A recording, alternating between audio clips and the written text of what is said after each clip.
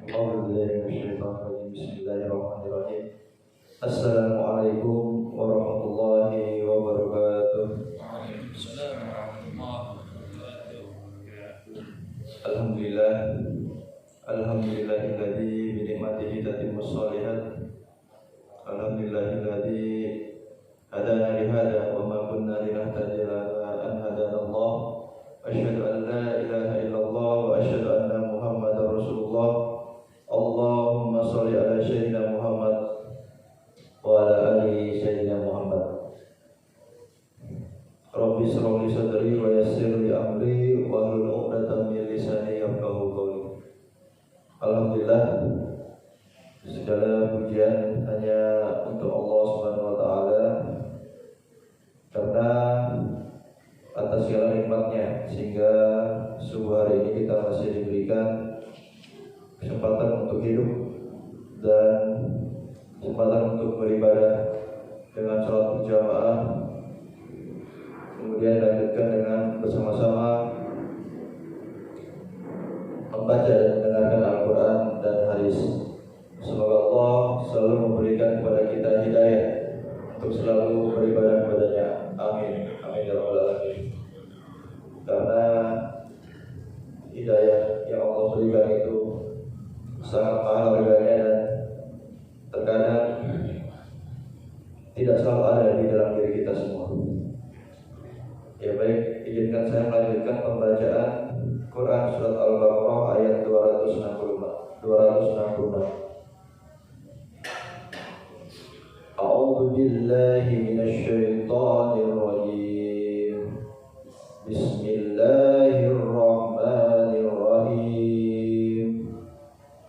Ayawaddu ahadukum an takuna lahu jannatun min nakhil wa a'nabin tajri min tahtihal anhar lahu fiha min kulli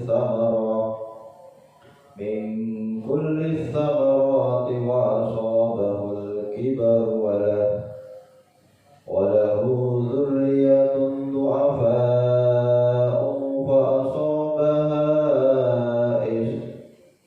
fa'asabaha i'sarun fihi narun fahtaraqat kadzalika yubayyinullahu lakumul ayati la'allakum tatafakkarun. Sadaqallahul adzim.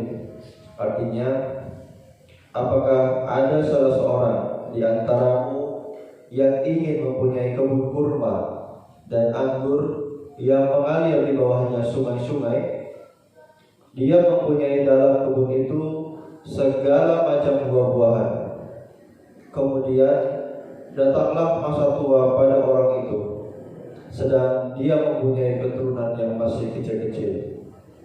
Maka kebun itu ditiup angin keras yang mengandung api, lalu terbakarlah.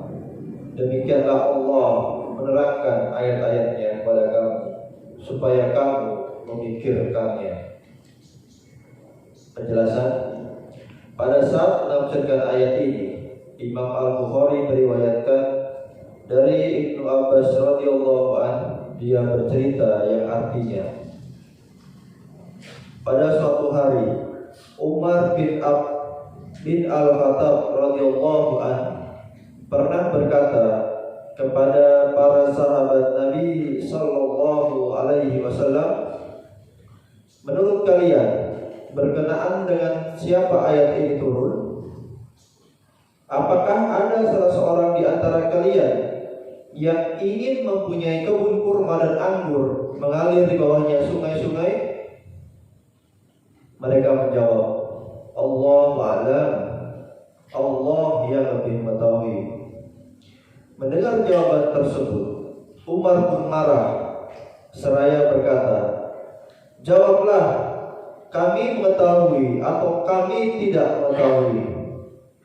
Maka Ibnu Abbas berkata, Aku sedikit ragu mengenai tafsir ayat itu, ya Amirul Mukminin. Lalu Umar berkata, wahai keponakanku, katakanlah dan janganlah engkau meremehkan dirimu. Ibnu Abbas berkata, ayat ini memberikan perumpamaan pada sebuah amal. Amal perbuatan apa? Tanya Umar. Ibnu Abbas menjawab, seorang kaya yang beramal dengan ketaatan kepada Allah, kemudian Allah mengirimkan syaitan kepadanya, maka dia pun berbuat banyak maksiat sehingga semua amalnya terhapus. Hadis tersebut diriwayatkan oleh Imam Al-Bukhari saja, namun sudah mencukup menafsirkan ayat ini. Ayat ini memberi perumpamaan orang yang amal perbuatannya baik pada permulaan hidupnya, lalu setelah itu jalan hidupnya berbalik. Dia mengganti kebaikan dengan kejahatan. Semoga Allah melindungi kita darinya, sehingga amal pertamanya dihapus oleh amal keduanya. Maka ketika dalam keadaan sulit dan dia membutuhkan sesuatu dari amalnya yang pertama, dia tidak dapat memperolehnya sedikit pun. Dia dikhianati oleh sesuatu yang sangat dibutuhkannya. Oleh sebab itu Allah Tabaraka wa Ta'ala berfirman, wa asabahul kibar walah zurriyatun du'afa'u fa asabaha i'sarun fi naru fa'ahtarakat. Kemudian datanglah masa tua pada orang itu, sedang dia mempunyai keturunan yang masih kecil-kecil. Maka kebun itu ditiup angin keras yang mengandung api, lalu terbakarlah. Maksudnya, api itu membakar buah-buahan dan menumbangkan pohon-pohonnya. Adakah yang lebih parah dari ini?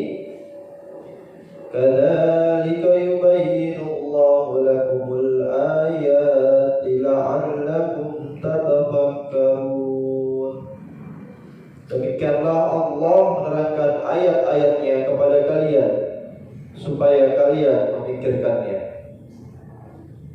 Artinya mengambil pelajaran dan memahami perumpamaan berikut maknanya serta menempatkannya dengan benar, seperti firman-Nya dalam surat Al-Ankabut ayat 43, wa tilkal amsalu nadribuha linnas wa ma ya'qiluha illal alimun. Artinya, dan perumpamaan-perumpamaan ini kami buat untuk manusia, dan tiada yang memahaminya kecuali orang-orang yang berilmu. Sadaqallahul adzim. Saya lanjutkan dengan pembacaan Al-Quran hadis ke-10, masih tentang bab yang sama,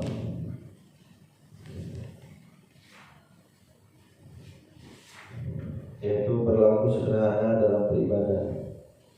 Dari Abu Ribi Hanzalah bin Aradi Al-Musayyid Al-Katib, salah satu juru tulis Rasulullah Sallallahu Alaihi Wasallam, berkata, Abu Bakar bertemu denganku, lalu ia berkata, bagaimana keadaanmu, hai Hanzalah? Saya menjawab, Hanzalah takut kalau sampai menjadi orang munafik. Abu Bakar berkata lagi, Maha suci Allah, apa yang kau ucapkan itu? Saya menjawab, semula kita berada di sisi Rasulullah Sallallahu Alaihi Wasallam. Beliau memberi peringatan kepada kita tentang surga dan neraka, seakan-akan kita dapat melihatnya dengan mata kepala. Akan tetapi setelah kita keluar dari sisi Rasulullah Sallallahu Alaihi Wasallam, kita masih bermain-main dengan istri, anak-anak, dan mengurus berbagai harta, sehingga demikian banyak yang kita lupakan. Kemudian Abu Bakar berkata, Allah, sesungguhnya saya juga pernah merasakan seperti yang kau rasakan. Kemudian saya dan Abu Bakar berangkat ke tempat Rasulullah Shallallahu Alaihi Wasallam. Lalu saya berkata, Hanzalah takut kalau sampai menjadi seorang munafik, ya Rasulullah. Lantas Rasulullah Shallallahu Alaihi Wasallam bertanya, mengapa demikian? Saya menjawab, ya Rasulullah, kita semula ada di sisi engkau, dan engkau memberi peringatan kepada kita tentang neraka dan surga, seakan-akan kita dapat melihatnya dengan mata kepala. Akan tetapi setelah kita keluar dari sisi Rasulullah Shallallahu Alaihi Wasallam, kita masih bermain-main dengan istri, anak-anak, dan mengurus berbagai harta, sehingga dengan demikian banyak yang kita lupakan. Maka Rasulullah Shallallahu Alaihi Wasallam bersabda, demi zat yang jiwaku ada di dalam genggamannya, jika kalian semua senantiasa sebagaimana keadaan kalian di sisiku dan juga senantiasa berzikir, pasti para malaikat itu menjabat tangan kalian, baik ketika kalian di tempat tidur dan di jalan. Akan tetapi wahai Hanzalah, sesaat dan sesaat. Di sini diucapkan sebanyak 3 kali. Hadis riwayat Muslim. Penjelasan, sebagian ulama berkata, kondisi yang mereka dapati di sisi Nabi Shallallahu Alaihi Wasallam dan di saat berzikir ialah perasaan hati. Perasaan hati itu datang dan pergi, sedangkan ma'rifat itu tetap dan tidak hilang. Disebutkan di dalam hadis riwayat Abu Dzar yang terkenal, bagi orang yang berakal hendaknya mempunyai beberapa waktu, yakni waktu untuk bermunajat kepada Rabb-Nya, waktu untuk mengevaluasi dirinya, waktu untuk memikirkan penerimaan Allah terhadapnya, dan waktu untuk memenuhi kebutuhannya berupa makanan dan minuman. Hanya kepada Allah memohon pertolongan. Sekali lagi. Dari Al-Muridi, Hanzalah bin Ar-Rabi Al-Usayyidi Al-Khatib, salah satu juru tulis Rasulullah Shallallahu Alaihi Wasallam berkata, Abu Bakar bertemu denganku, lalu ia berkata, bagaimana keadaanmu, hai Hanzalah? Saya menjawab, Hanzalah takut kalau sampai menjadi seorang munafik.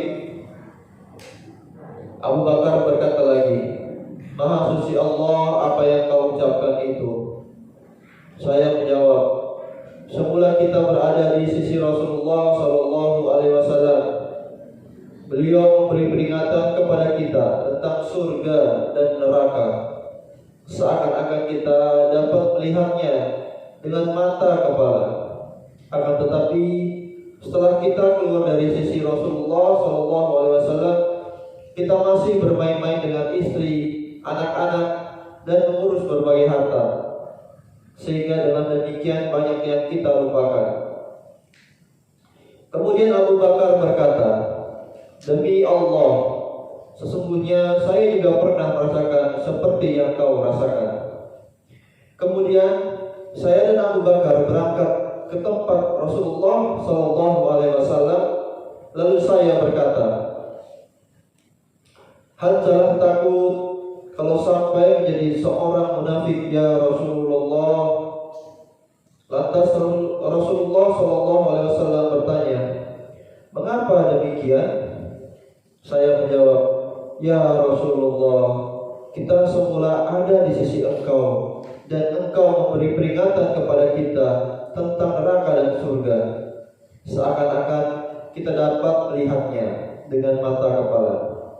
Akan tetapi setelah kita keluar dari sisi Rasulullah Shallallahu Alaihi Wasallam, kita masih bermain-main dengan istri, anak-anak, dan mengurus berbagai harta, sehingga dengan demikian banyak yang kita lupakan. Maka Rasulullah SAW bersabda, demi zat yang jiwaku ada di dalam genggamannya, jika kalian semua senantiasa sebagaimana keadaan kalian di sisiku dan juga senantiasa berzikir, pastilah para malaikat itu menjabat tangan kalian, baik ketika kalian di tempat tidur dan di jalan. Akan tetapi wahai Hanzalah, hanya sesaat dan sesaat. Penjelasan, sebagian ulama berkata, kondisi mereka didapati di sisi Nabi SAW, dan di saat berzikir ialah perasaan hati.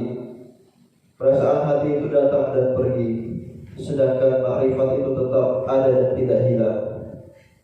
Disebutkan di dalam hadis riwayat Abu Dzar yang terkenal, bagi orang yang berakal hendaknya mempunyai beberapa waktu, yakni waktu untuk bermunajat kepada Rabb-Nya, waktu untuk mengevaluasi dirinya, waktu untuk memikirkan penerimaan Allah terhadapnya, dan waktu untuk memenuhi kebutuhannya berupa makanan dan minuman. Hanya kepada Allah kita memohon pertolongan, insyaallah. Ya, demikianlah pembacaan Al-Quran dan hadis. Semoga kita dapat mengamalkannya, kita dapat mengingat-ingat, berzikir kepadanya, karena memang ternyata insyaallah Allah membolak-balikkan hati kita semua. Sangat sejalan Al-Quran dengan hadis, sehingga kita tak henti-hentinya harus berzikir agar selalu dijaga, agar selalu mengingatnya. Dan di sini kita bisa membagi waktu di mana sebagian besar hanya untuk beribadah kepada Allah SWT. Demikian pembacaan Al-Quran dan hadis pada pagi hari ini. Semoga kita dapat mengamalkan dan menyampaikan kepada saudara-saudara kita yang pada pagi hari ini mungkin belum hadir di tempat ini. Marilah kita tutup bersama-sama dengan membaca doa kafaratul majlis. Subhanakallahumma wa bihamdika asyhadu an la ilaha illa anta astaghfiruka wa atubu ilaik. Demikian dari saya. Jika ada salah dan kurang yang mohon dimaafkan. Sekian, assalamualaikum